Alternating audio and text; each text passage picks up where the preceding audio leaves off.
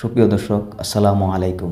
আপনারা কি জানেন আমাদের প্রিয় কাবা শরীফ যেদিকে মুখ করে আমরা নামাজ পড়ি সেটি কে বানিয়েছিলেন আর কেন বানানো হয়েছিল? আজ আমরা এমন কিছু রহস্য আর শিক্ষা জানব যা অনেক মুসলমানই জানে না। ভিডিওতে শেষ পর্যন্ত থাকুন, ইনশাল্লাহ আপনার জ্ঞান দ্বিগুণ হয়ে যাবে।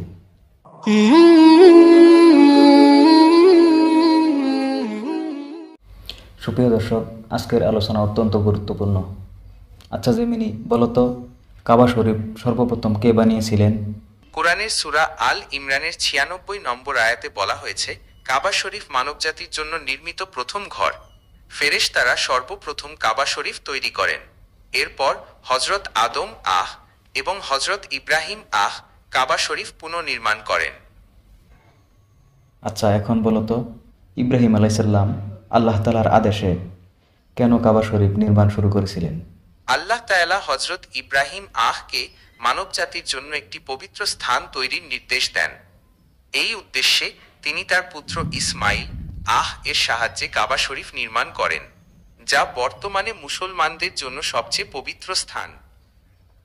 আচ্ছা, এখন বলো তো, কাবা নির্মাণে ইসমাইল আলাইসাল্লামের ভূমিকা কী ছিল? কাবা শরীফ নির্মাণে হজরত ইসমাইল তার পিতা হজরত ইব্রাহিম কে সাহায্য করেছিলেন। তিনি মূলত পাথর সংগ্রহ করে দিতেন এবং নির্মাণ কাজে বিভিন্নভাবে সহায়তা করতেন।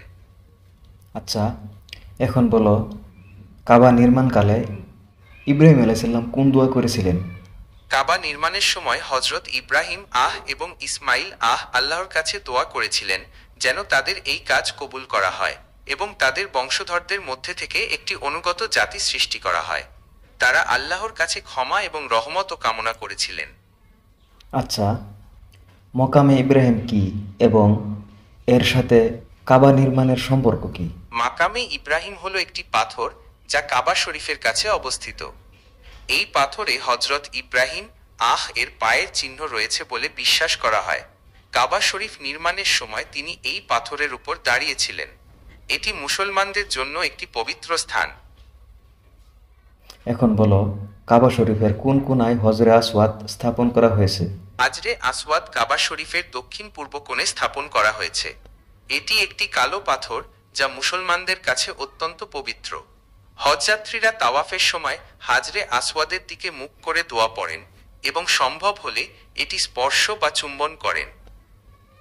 আচ্ছা, হজরে আসওয়াদ আকাশ থেকে নেমে আসার সময় কেমন ছিল? হাজরে আসওয়াদ যখন আকাশ থেকে নেমে আসে তখন এটি দুধের চেয়েও সাদা ছিল। তবে মানুষের পাপের কারণে এটি ধীরে ধীরে কালো হয়ে যায়। এই তথ্যটি হাদিসে বর্ণিত আছে, তবে কুরআনে সরাসরি উল্লেখ নেই। এবার আমার প্রশ্ন হলো, কাবা নির্মাণকালে ইব্রাহিম আলাইসাল্লাম ও ইসমাইল আলাইসাল্লামের আল্লাহর কাছে কি প্রার্থনা ছিল? কাবা নির্মাণের সময় হজরত ইব্রাহিম এবং ইসমাইল আল্লাহর কাছে দোয়া করেছিলেন যেন তাদের এই কাজ কবুল করা হয় এবং তাদের বংশধরদের মধ্যে থেকে একটি অনুগত জাতি সৃষ্টি করা হয়। তারা আল্লাহর কাছে ক্ষমা এবং রহমতও কামনা করেছিলেন। এই সম্পর্কিত কিছু আয়াত হল: স্মরণ করো যখন ইব্রাহিম ও ইসমাইল কাবার ভিত্তি স্থাপন করছিল, তখন তারা দোয়া করেছিল, হে আমাদের রব, আমাদের পক্ষ থেকে কবুল করো, নিশ্চয়ই তুমি সর্বশ্রোতা, সর্বজ্ঞ। সূরা আল বাকারা আয়াত ১২৭। হে আমাদের রব, আমাদের উভয়কে তোমার অনুগত করো এবং আমাদের বংশধরদের মধ্য থেকে তোমার প্রতি অনুগত জাতি সৃষ্টি করো। আমাদের ইবাদতের নিয়মাবলী দেখাও এবং আমাদের প্রতি ক্ষমা করো, নিশ্চয়ই তুমি ক্ষমাশীল, পরম দয়ালু। সূরা আল বাকারা আয়াত ১২৮। আচ্ছা বলো তো, আল্লাহ কেন ইব্রাহিম আলাইসাল্লামকে কাবা নির্মাণের নির্দেশ দিয়েছিলেন? আল্লাহ তাআলা হজরত ইব্রাহিম কে মানব জাতির জন্য একটি পবিত্র স্থান তৈরির নির্দেশ দেন। এই উদ্দেশ্যে তিনি তার পুত্র ইসমাইল এর সাহায্যে কাবা শরীফ নির্মাণ করেন, যা বর্তমানে মুসলমানদের জন্য সবচেয়ে পবিত্র স্থান। কোরআনের সূরা আল ইমরানের ৯৬ নম্বর আয়াতে বলা হয়েছে, কাবা শরীফ মানবজাতির জন্য নির্মিত প্রথম ঘর। ফেরেশতারা সর্বপ্রথম কাবা শরীফ তৈরি করেন। এরপর হজরত আদম এবং হজরত ইব্রাহিম কাবা শরীফ পুনর্নির্মাণ করেন। আচ্ছা, কাবা কেন বাইতুল্লাহ নামে পরিচিত? কাবা শরীফকে বাইতুল্লাহ নামে অভিহিত করা হয়, যার অর্থ হল আল্লাহর ঘর। এটি মুসলিমদের জন্য একটি পবিত্র স্থান এবং আল্লাহর প্রতি তাদের ভক্তির প্রতীক। কুরআনে কাবাকে প্রথম ঘর হিসেবে উল্লেখ করা হয়েছে, যা মানবজাতির জন্য ইবাদতের উদ্দেশ্যে নির্মিত। আচ্ছা, এখন বলো তো, ইব্রাহিম আলাইসাল্লাম ও ইসমাইল আলাইসাল্লাম নির্মাণকৃত কাবা শরীফ মুসলমানদের জন্য কি গুরুত্বপূর্ণ বহন করে? হজরত ইব্রাহিম ও ইসমাইল কর্তৃক নির্মিত কাবা মুসলমানদের জন্য অত্যন্ত গুরুত্বপূর্ণ।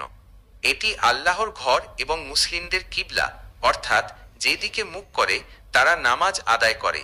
কুরআনে কাবাকে প্রথম ঘর হিসেবে উল্লেখ করা হয়েছে, যা মানবজাতির জন্য ইবাদতের উদ্দেশ্যে নির্মিত। কাবা মুসলমানদের জন্য আল্লাহর একত্ববাদের প্রতীক এবং বিশ্বজুড়ে মুসলিম উম্মাহর ঐক্যের কেন্দ্রবিন্দু। প্রতি বছর লক্ষ লক্ষ মুসলমান হজ ও উমরাহ পালনের জন্য কাবা শরীফ পরিদর্শন করেন। আচ্ছা, এখন বলো তো, কাবার দিককে মুসলমানরা কেন কিবলা হিসাবে গ্রহণ করেছে? কাবা মুসলমানদের কিবলা হওয়ার পেছনে ঐশ্বরিক নির্দেশ ও ঐতিহাসিক প্রেক্ষাপট রয়েছে। কোরআনের সূরা আল বাকারার 144 নম্বর আয়াতে কাবাকে কিবলা হিসেবে নির্ধারণের কথা বলা হয়েছে।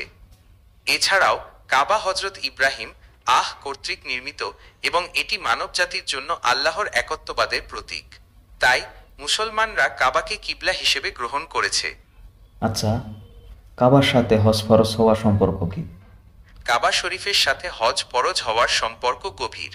কোরআনের সূরা আল ইমরানের 97 নম্বর আয়াতে কাবা শরীফে হজ পালনের নির্দেশ দেওয়া হয়েছে।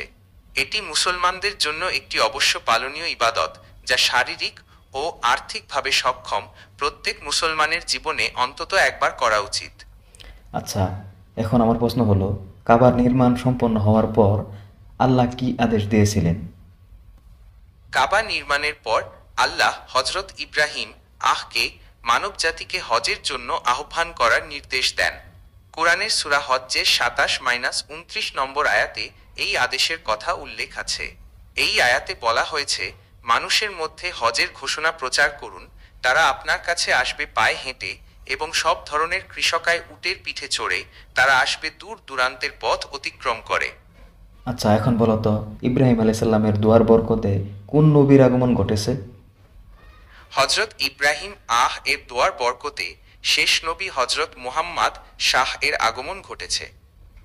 কোরআনের সূরা আল বাকারার 129 নম্বর আয়াতে ইব্রাহিম এর দোয়ার কথা উল্লেখ আছে, যেখানে তিনি আল্লাহর কাছে একজন রসুল পাঠানোর জন্য দোয়া করেছিলেন, যিনি তাদের মধ্যে আল্লাহর আয়াত তেলাওয়াত করবেন, কিতাব ও হিকমত শিক্ষা দেবেন এবং তাদেরকে পরিশুদ্ধ করবেন। এবার আমার প্রশ্ন হলো, কাবা শরীফের নির্মাণ কাজের শিক্ষা আজকের মুসলমানরা কিভাবে নিতে পারে? কাবা নির্মাণের ঘটনা থেকে আজকের মুসলমানরা অনেক শিক্ষা নিতে পারে। প্রথমত, আল্লাহর প্রতি পূর্ণ আনুগত্য ও বিশ্বাসের গুরুত্ব। দ্বিতীয়ত, কঠিন পরিস্থিতিতেও ধৈর্য ও সাহসের সাথে আল্লাহর উপর ভরসা রাখা। তৃতীয়ত, ঐক্যবদ্ধ প্রচেষ্টা ও পারস্পরিক সহযোগিতার মাধ্যমে যে কোনো কঠিন কাজ সম্পন্ন করা সম্ভব। চতুর্থত, আল্লাহর ঘরকে সম্মান করা এবং এর পবিত্রতা রক্ষা করা। আচ্ছা, কাবা মুসলমানদের ঐক্যের প্রতীক কেন? কাবা মুসলমানদের ঐক্যের প্রতীক। কোরআনের সূরা আল বাকারার 144 নম্বর আয়াতে কাবাকে কিবলা হিসেবে নির্ধারণের কথা বলা হয়েছে। এছাড়াও কাবা হজরত ইব্রাহিম কর্তৃক নির্মিত এবং এটি মানবজাতির জন্য আল্লাহর একত্ববাদের প্রতীক। তাই মুসলমানরা কাবাকে কিবলা হিসেবে গ্রহণ করেছে। এবার আমার প্রশ্ন হলো, ইব্রাহিম আলাইসাল্লাম ও ইসমাইল আলাইসাল্লামের কাবা নির্মাণের কাহিনী আমাদের কি শিখায়? হজরত ইব্রাহিম ও ইসমাইল এর কাবা নির্মাণের ঘটনা থেকে আমরা আল্লাহর প্রতি গভীর বিশ্বাস ও আনুগত্যের শিক্ষা পাই।